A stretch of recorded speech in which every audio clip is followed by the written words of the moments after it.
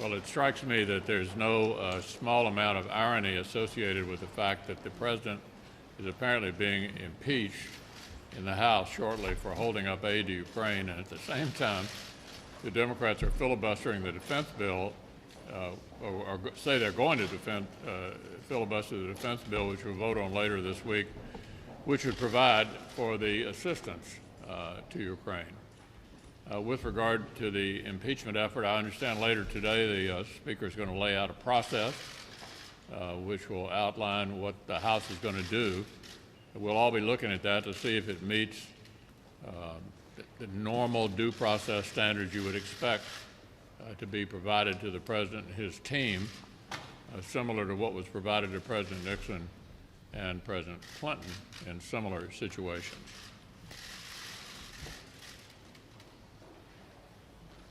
Well, as the leader pointed out, the Democrats in the Senate seem intent on blocking defense appropriations. We'll see. We're going to have a vote. They'll get a chance to show us tomorrow what they really think about that. But if they follow through on their intentions to try and stop defense funding, it will be incredibly poorly timed in the wake of an event last weekend where, at the direction of the President and his national security team, our intelligence professionals and special operators were able to bring al-Baghdadi to justice, something that's very good news for the American people and very good news in the war, in the continued fight against terrorism. The Democrats have an opportunity to support our military. And you know, the defense appropriations bill has the largest pay raise in over a decade for our troops, funds important weapon systems and readiness and preparedness for the challenges, the national security threats that we face around the globe. And so I would hope that they will come to their senses and realize that this is not the place to try and stop an appropriations bill. Defense is something that we all believe in. The American people understand how important it is, and I don't think it'll be lost on them if the Democrats carry through on their intents to block this bill. Coupled with the National Defense Authorization Act, the defense bill, which is something that for 58 years Republicans and Democrats have come together on every fiscal year. It's one of those areas of agreement where when it comes to defending the country, we've been able to work together, but that too now is bogged down in partisanship that's being carried out by Democrats both here in the Senate and the House. So let's hope that we can do better and that the Democrats will come to the conclusion that funding our troops, making sure that they get the biggest pay raise in a decade, is something that we all ought to be for. Well, the Democrats are obsessed with impeachment. They've been obsessed since the time that President Trump was elected.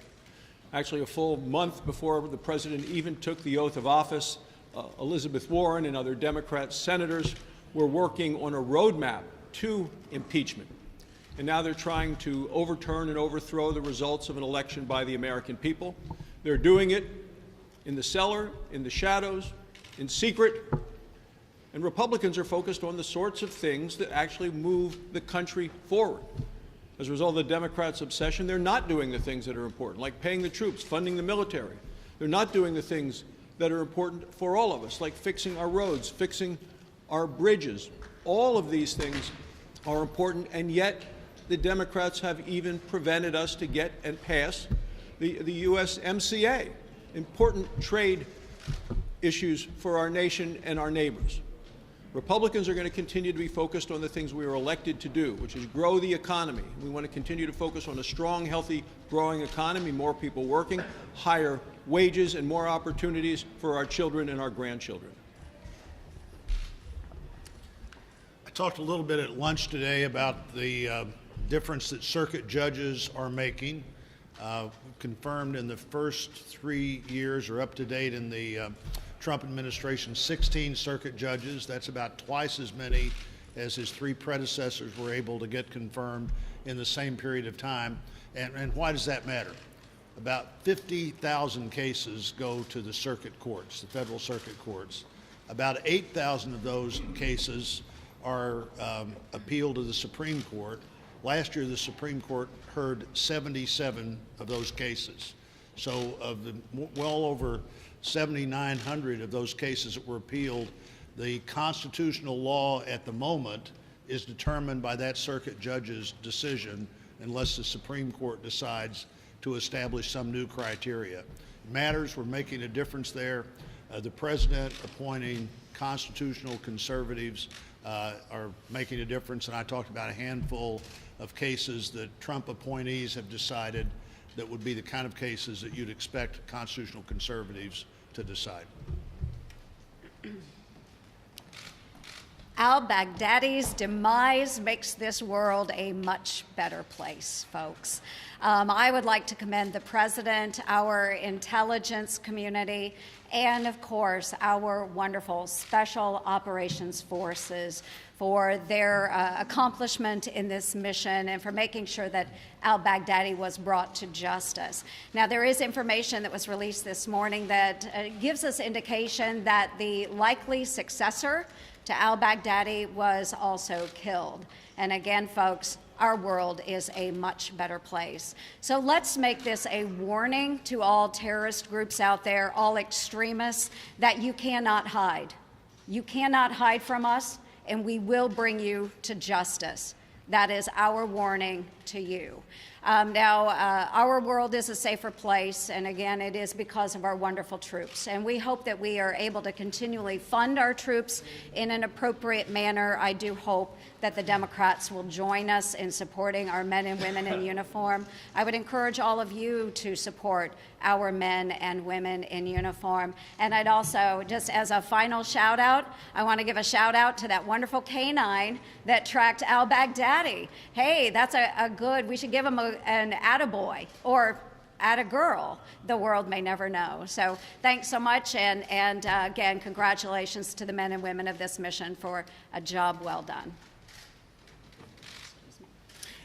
Well, I want to commend our special operators and members of the intelligence community for eliminating al-Baghdadi, the most wanted terror leader in the world, the head of ISIS.